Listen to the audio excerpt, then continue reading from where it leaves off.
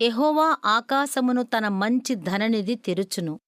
ద్వితీయోపదేశకాండం 28వ అధ్యాయం 12వ వచనం. మొట్టమొదటిగా ఈ మాట వర్షానికి సంబంధించినది. దేవుడు తగిన కాలంలో వర్షాన్నిస్తాడు. దేవుడు తన ప్రజల మీద కుమ్మరించే పరలోకపు ఆశీర్వాదాలకు సూచనగా ఈ వర్షం ఉంది.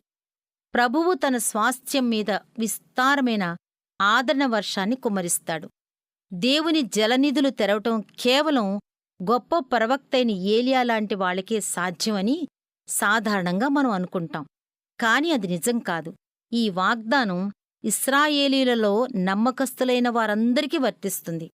నిజం చెప్పాలంటే ప్రతి ఇశ్రాయేలీయునికి వర్తిస్తుంది. విశ్వాసైన స్నేహితుడా, యెహోవా ఆకాశమును తన మంచి ధననిధిని తెరుచును. ఆకాశం తెరవబడటం నువ్వు కూడా చూస్తావు.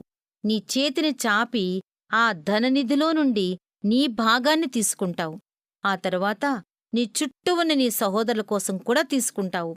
క్రీస్తులో నువ్వు నిలిచి ఉంటే, ఆయన మాటలు నీలో నిలిచి ఉంటే, నీకేది ఇష్టమో అడుగు, అది నీకు ప్రభువు తప్పనిసరిగా ఇస్తాడు.